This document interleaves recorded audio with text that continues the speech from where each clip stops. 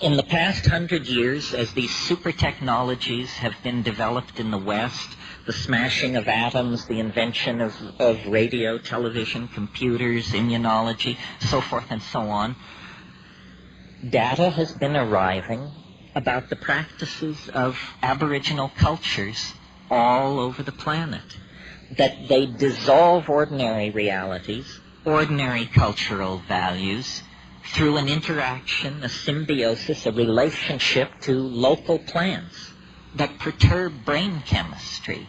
And in this domain of perturbed brain chemistry, the cultural operating system is wiped clean. And something older, even for these people, something older, more vitalistic, more in touch with the animal soul, replaces it, replaces the cultural operating system.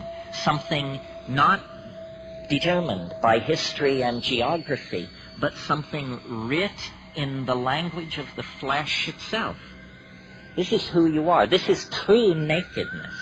You are not naked when you take off your clothes. You still wear your religious assumptions, your prejudices, your fears, your illusions, your delusions. When you shed the cultural operating system, then essentially you stand naked before the inspection of your own psyche. Desmond Morris called it the naked ape. And it's from that position, a position outside the cultural operating system, that we can begin to ask real questions about what does it mean to be human, what kind of circumstance are we caught in, and what kind of structures, if any, can we put in place to assuage the pain and accentuate the glory and the wonder that lurks waiting for us in this very narrow slice of time between the birth canal and the yawning grave. In other words, we have to return to first premises. So I've been thinking about this a lot, and at first it seemed to me only a metaphor, this phrase, culture is your operating system.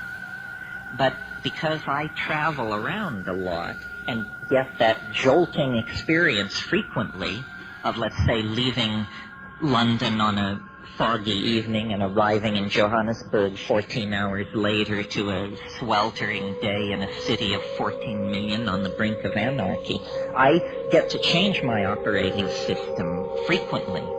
And so I notice the relativity of these systems.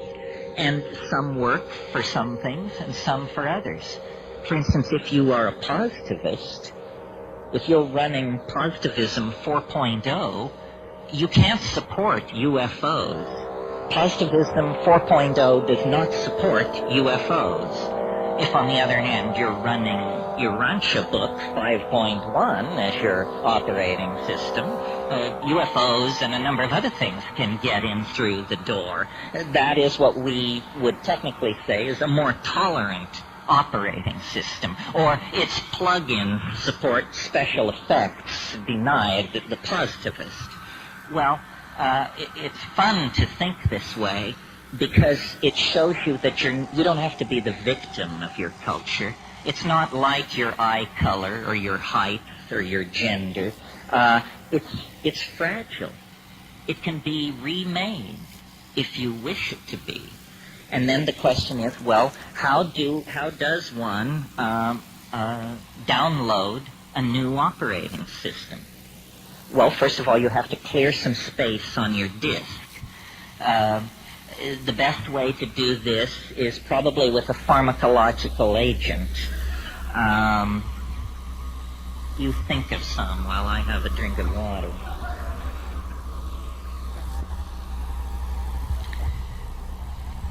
Psilocybin is an excellent disk cleaner. You can put a lot of things in the trash and have them just disappear with a psilocybin upgrade.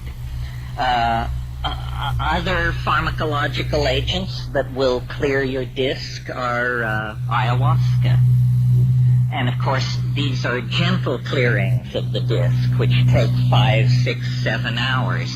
If you're in a hurry to dump that old data and leap right into the new operating system, click on the button marked dimethyltryptamine. A compressed disk erasure will immediately be downloaded, unstuffed, bin-hexed, implemented, installed, run, and you will find yourself with an entirely different head. Now, shamans have always known, though they may not have used the kind of language I'm using here, shamans have always known this trick. What trick? It has two facets. First of all, that culture is an operating system. That's all it is. And that the operating system can be wiped out and replaced by something else. So, in essentially, what's going on among shamans and those who resort to them for curing and counseling and so forth is somebody's running a slightly more advanced operating system than the customer. The shaman is in possession of certain facts about plants, about animals, about healing, about human psychology, about the local geography, about mojo of many different sorts that the client is not aware of. The client is running culture light. The shaman paid for the registered and licensed version of the software and is running a much heavier version of the software than the client. I think we should all aspire to make this upgrade. It's very important that you have all the bells and whistles on your operating system.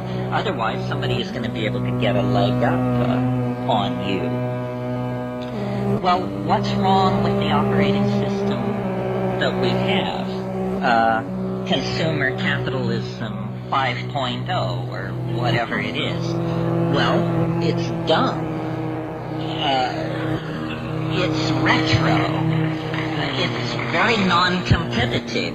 It's messy. It wastes the environment. It wastes human resources. It's inefficient. It runs on stereotypes. It runs on a low sampling rate, which is what creates stereotypes. Low sample rates make everybody appear alike, when in fact the glory is in everyone's differences. And the current operating system is flawed. It actually has bugs in it that generate contradictions.